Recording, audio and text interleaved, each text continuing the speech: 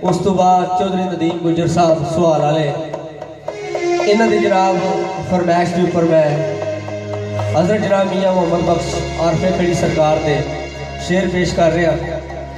बहुत ऊंचा कलाम और उम्मीद करना कि इंशाअल्लाह ताला तुहानू पसंद आवेगा। ओ इको तेरी है ओ खुदाया ते ओ बिना कुछ सुझदा